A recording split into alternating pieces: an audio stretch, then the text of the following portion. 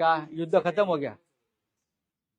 Cease fire हो गया, युद्ध खत्म हो गया? ये युद्ध है, जंग है, जंग में तो ये चलता है, यहां से वहां से, फिर दूसरा युद्ध चल रहा है मीडिया का। जब तक इंडियन आर्मी के ऑफिशियल ट्विटर अकाउंट या और जो अकाउंट से जानकारी नहीं मिलती, तब तक हम विश्वास नहीं रखेंगे किसी भी बात। मीडिया को, किसी भी कोई भी मीडिया को हमारे इंडियन आर्मी ने ये अथॉरिटी नहीं दी है। जिस प्रकार से दिखा रहे हैं, बोल रहे हैं ये एंकर्स, रिपोर्टर्स, थोड़ा संयम रखना चाहिए। युद्ध की स्थिति है, हमारे सब सीक्रेट्स बता रहे हैं, ये विमान उड़ गया, ये जहाज उड़ गया, विक्रांत में ये हो रहा है। हमने कभी ऐसा युद्ध देखा नहीं है, कभी नहीं देखा।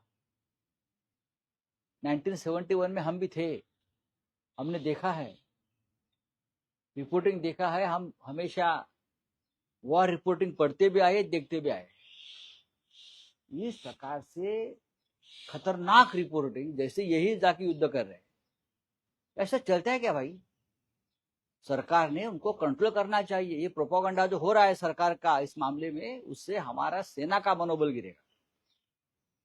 पूरा विश्व हम पर हंस रहा है, ऐसा नहीं होता है। जो रिटायर्ड आर्मी मैन्स है, हम उनसे बात करते बोलते ऐसा कैसा है, क्या चल रहा है? और हमारे आर्मी वाले रिटायर भी जाकर टीवी पर बोल रहे हैं, एक्सपर्ट कमेंट्री क्रिकेट जैसी चल रही है। थोड़ा सा नेवी है, आर्मी है, एयरफोर्स है, उनकी प्रतिष्ठा रखनी चाहिए। युद्ध, जंग वो लोग कर रहे हैं, हम नहीं कर रहे।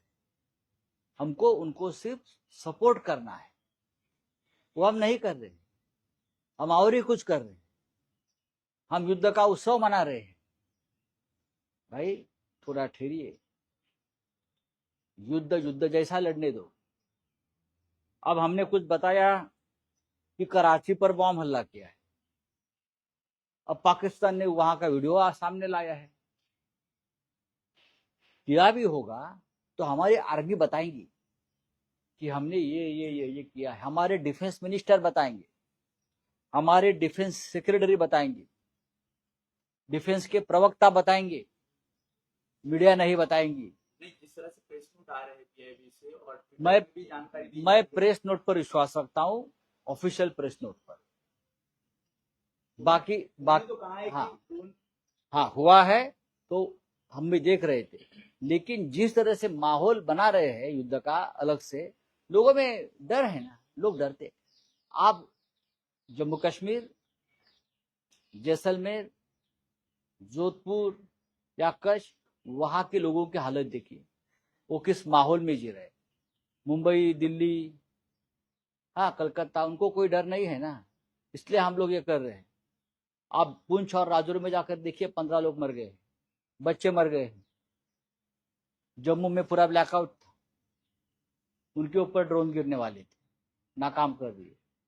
जोधपुर में, जैसलमेर में या कच्छ में, वहां के नागरिकों को खतरा है। वो जिस प्रकार से युद्ध से सामना कर रहे, उनके तरफ देखो, फिर यहां उत्सव मनाओ।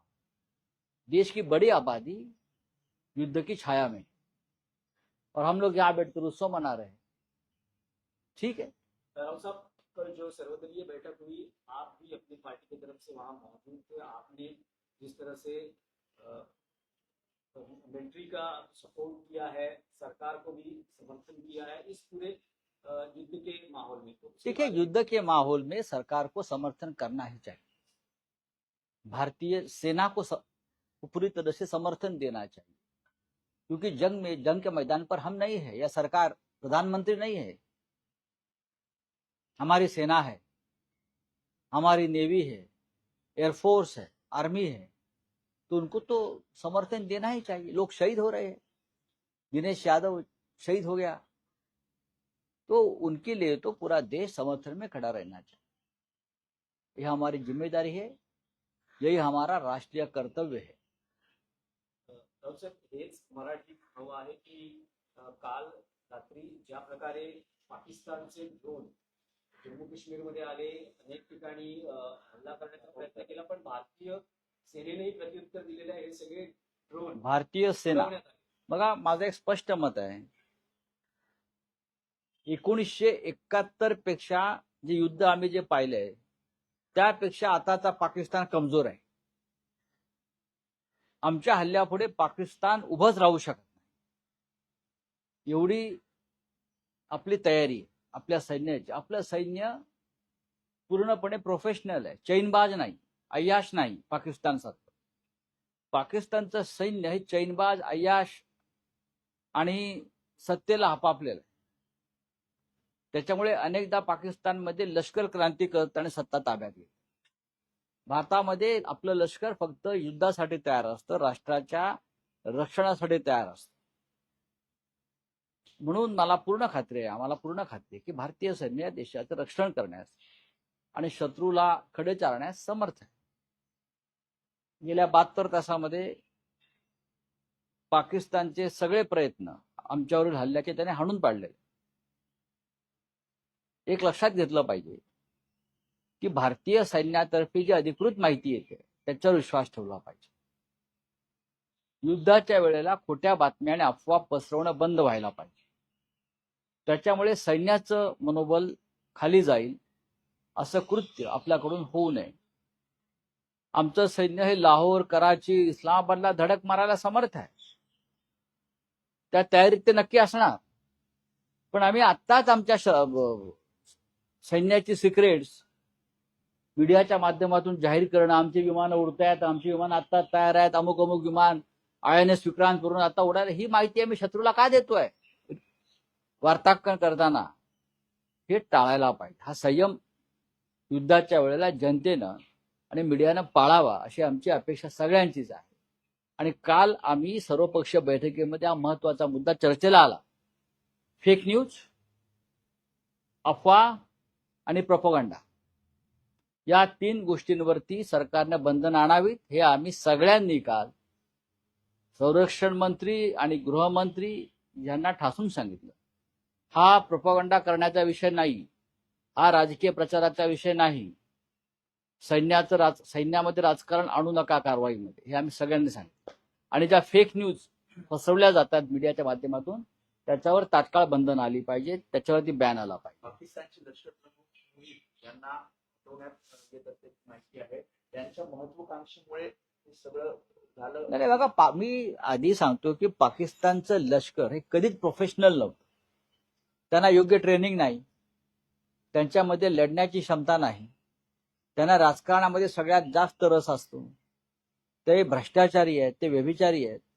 ज्या देशाचं सैन्य तुरुंगामध्ये देशाच्या माजी पंतप्रधानावरती बलात्कार करतो, इम्रान खान, मी माजी पंतप्रधान, त्याच्यावर ज्या सैन्याचे अधिकारी बलात्कार करतात त्या सैन्याकडनं तुम्ही काय अपेक्षा करताय? हे त्यांचे कॅरेक्टर आहे त्या सैन्याचं. अय्याशी, व्यभिचारी, चैनबाजी, भ्रष्टाचार, ते आमच्याशी लढू शकत नाही.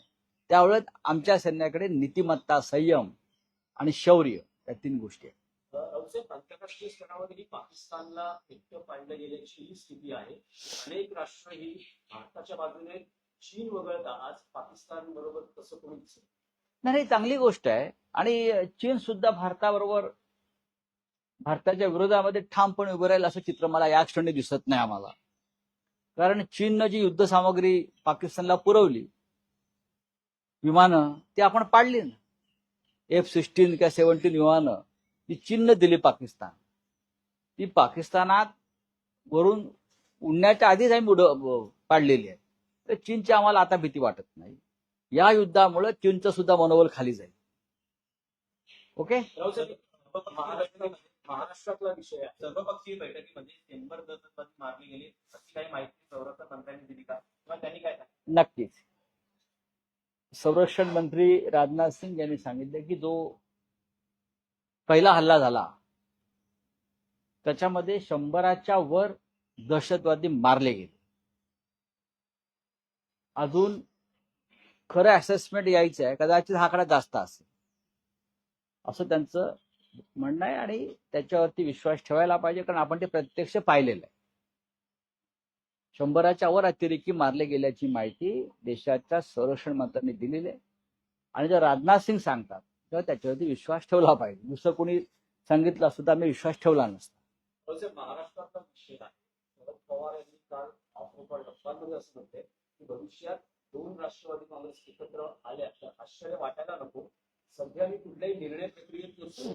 हा जो निर्णय आहे तो मी माझ्या पक्षाच्या युवा पिढीवर नव्या पिढीने विचार केला पाहिजे. पुढाकार घ्यावा एकत्र यायचं. निर्णय सुप्रिया सुळेंनी घ्यावा असं त्यांचं म्हणणं होतं. सुप्रिया सुळे काल माझ्याबरोबर होत्या दिल्लीत आणि आम्ही या विषयावर चर्चा केली थोडी. त्यांच्या बोलण्यातून मला असं काही जाणवलं नाही की ते अशा प्रकारचा काही निर्णय घेण्याच्या मनस्थितीमध्ये आहेत. दुसरं असं की माननीय पवार साहेब हे ऑफ द रेकॉर्ड बोललेले आहेत. ते जेव्हा ऑन द रेकॉर्ड बोलतील तेव्हा आम्ही ऑन द रेकॉर्ड बोलू. ऑफ द रेकॉर्ड आमच्याकडे खूप माहिती आहे आणि ती माझ्याकडेच असायला पाहिजे हे मला माहिती आहे. पण जेव्हा ते प्रत्यक्ष त्या दिशेनं, आता युद्ध सुरू आहे, युद्ध काळामध्ये अशा चर्चा फार रंगवू नयेत. कारण ही लहान युद्ध आहेत आपल्या घरातली, महाविकास आघाडीतली. त्याच्यावरती आता मी चर्चा करणार नाही, कोणी करणार. युद्धाचा निचरा झाला की आम्ही या युद्धाकडे वळू. ऑफ रेकॉर्ड म्हणाले त्यामुळे आम्ही त्यावर फार पण ऑन रेकॉर्ड त्यांचं असंही एक स्टेटमेंट होतं की त्यांच्या पक्षात 2 मतप्रवाह आहेत त्यातला एक गट असं म्हणतो की आपण अजित पवारांबरोबर जाऊ. हे सर्वच पक्षात होत असतं. आता आमच्या पक्षामध्ये सुद्धा एक गट असा होता त्यावेळेला की ते वारंवार म्हणत होते की आमच्यावरती ईडीच्या धाडी पडतील, आम्हाला अटक केली जाईल, आपण भाजप बरोबर जाऊ. हा एक गट होताच ना की आमच्या कुटुंबाला त्रास होतोय, आम्हाला तुरुंगात जावं लागेल, आमच्या प्रॉपर्ट्या जप्त होतील, आमची संपत्ती जप्त होईल, हे वय काय आमच्या तुरुंगात जायचं नाही, तेव्हा आपण भाजप बरोबर हात मिळवणी करावी. असा एक गट आमच्याकडे होता आणि तो गेला. तो थांबला का? तो गेला. असे गट ज्यांना सत्तेच्या गुळाला चिटकून राहायचं असतं असे गट हे प्रत्येक पक्षामध्ये असतात. त्याच्यावरती काय फार चिंता करण्याचं कारण नाही. पण ती पोकळी भरून निघते. आज जरी युद्धाचा माहोल असला तरी या देशामधला विरोधी पक्ष मजबूतीनं उभा आहे आणि ती पोकळी भरून काढण्याचं काम महाराष्ट्रामध्ये महाविकास आघाडी आणि देशात इंडिया आघाडी करते. राहुल गांधी करतायत. ज्या कोणाला जायचं असतं ते जात असतं. त्यांच्यामुळे काय प्रक्रिया किंवा प्रोसेस थांबत नाही. शरद पवार साहेबांचं संपूर्ण आयुष्य हे जसं सत्तेत गेलंय तसं विरोधी पक्षात सुद्धा गेलं. लोकशाहीमध्ये विरोधी पक्षाला काय स्थान आहे, काय ताकद आहे हे त्यांना माहिती आहे. गेले 10 वर्ष शरद पवार विरोधी पक्षामध्ये आहे, तरी त्यांचा जो मान सन्मान इथे आहे तो महत्वाचा आहे. माननीय उद्धव ठाकरे सत्तेत कमी राहिले आणि विरोधी पक्षात जास्त राहिले, तरी आमचं राजकारण सुरू आहे. मंत्रिपदासाठी किंवा कारखाने आणि दुकानं आमची वाचवण्यासाठी आम्हाला राजकारण किंवा सत्ता नको आहे. मध्यंतरी राज ठाकरेंनी उद्धव ठाकरेंपुढे युतीचा प्रस्ताव मांडला ज्याला उद्धव ठाकरेंनी सकारात्मक प्रतिसाद दिला. पण आता असं दिसतं आहे की 2 दिवसांपूर्वी राज ठाकरेंनी मुख्यमंत्री देवेंद्र फडणवीस यांची त्यांच्या शासकीय निवासस्थानी भेट घेतली. भेटीचं कारण समजू शकलं नसलं तरी एका बाजूला ते तुमच्याकडे युतीचा प्रस्ताव ठेवतात तर दुसऱ्या बाजूला ते फडणवीसांची चर्चा करताना आपल्याला पाहायला नाही. आमची भूमिका स्पष्ट आहे. आम्ही सकारात्मक आहोत, सकारात्मक असायला हवं. मग माननीय उद्धव ठाकरे असतील किंवा आम्ही सगळे त्यांचे सहकारी असू. प्रश्न इतकाच आहे की लोकभावना अशी आहे, एकत्र येत असताना आम्ही किंवा तुम्ही यांनी महाराष्ट्राच्या शत्रूशी संबंध ठेवू नये, छुपी हात मिळवणी करू नये आणि मराठी माणसाच्या पाठीत खंजीर खुपसणाऱ्यांना मदत करू नये, सहकार्य करू नये. ही आमची एक भूमिका आहे आणि एक लोकभावना. ह्याच्यावरती आता भविष्यात चर्चा होईल, पाहू. राज ठाकरेंनी देवेंद्र फडणवीसांशी आपला असलेला स्नेह किंवा जी काही राजकीय चर्चा असावी ती सुरू ठेवलेली आहे. आता ते का बघा, राज्याचे मुख्यमंत्री आहेत ते, आम्ही तर भेटत नाही त्यांना. आता तसे आदित्य ठाकरे भेटतात, ते विरोधी पक्षाचे नेते आहेत. सभागृहात एकमेकांना भेटतात. त्याचा अर्थ तसा काढता येणार नाही की आमचे लोक मुख्यमंत्र्यांना भेटले व का भेटले कशा. पण उद्धव ठाकरे भेटले का? एकदा भेटले, शुभेच्छा दिल्या. याच्या पलीकडे मला त्यांची भेट कुठली झाली असं वाटत नाही. थँक्यू.